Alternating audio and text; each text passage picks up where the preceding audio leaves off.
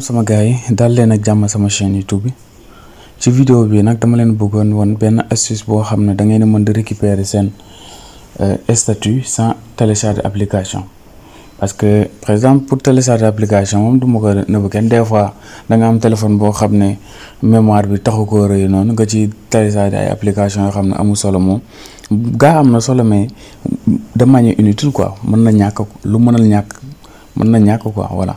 Donc du coup méthode bi lan la par exemple xam nga tey soo télécharger ñi nga xam ne mos nañoo télécharger application boobu par exemple soo télécharger application soo liiree statut soo la statut bi intéressé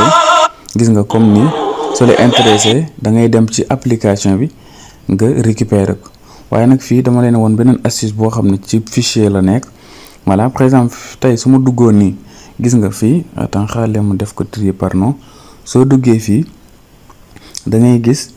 mu affiché la les fichiers léegi nag dafa am li ñuy wax fichier caché léegi loolu nag pour nga activer ko da ngay dem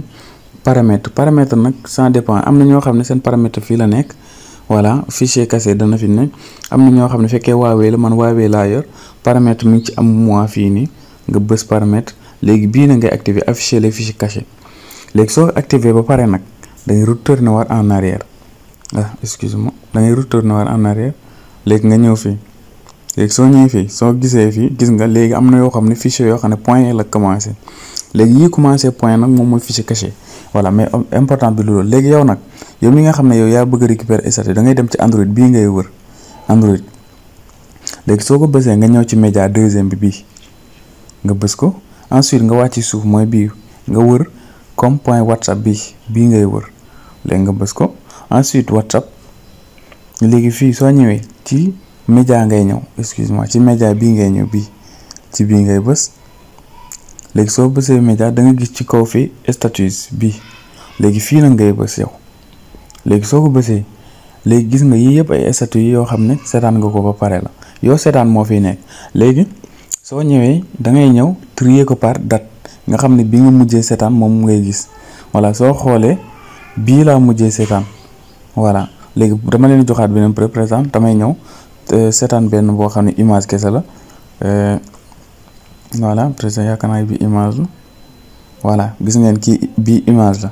léegi su ma ko bëggoon récupérer damay ñëwaat juste fii nii voilà gis nga récupérer naa ko image baa ngi ni commandé day ñëw directement chargé wu fii léegi nag après su la neexee mën ngaa def copier léegi par exemple bàyyi ma def ko ci carte mémoire bi voilà ma def ko ci carte mémoire bi nii voilà gis nga dem na léegi pour ma wan leen ni ñëw na mën naa ñëw arrière dem ci carte mémoire bi bon xaaral ma trier ko par nom voilà ma arrière les cartes mémoire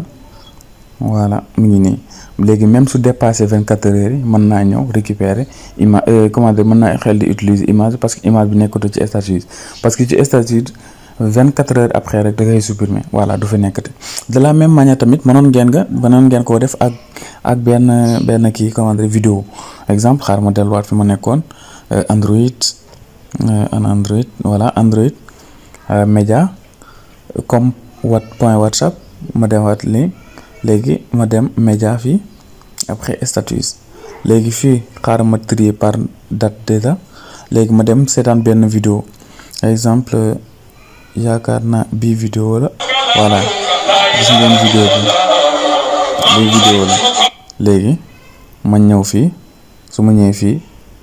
gis ngeen mu ngi nii chargé wu na automatiquement léegi su ma defee nii gis nga de vidéo bi ngi nii léegi su ma ko bëggee copier même chose bi ma defoon ci kii bi rek laay def copier voilà léegi su ma ko copier pare ma def autre emplacement ci carte bi voilà léegi mën naa delluwaat ci carte mémoire bi par exemple xaar ma trier par nom voilà léegi ma ñëw ci carte mémoire fii gis nga vidéo bi mi ngi nii léegi nga xam ne même su dépassé 24 heures léegi même su dépassé 24 heures dina am voilà vidéo yi tamit fekkee amu leen carte mémoire man ngeen ko def seen téléphone bi directement man damaa bëggoon juste pour parce que sama téléphone dafa bëri ay données moo tax ma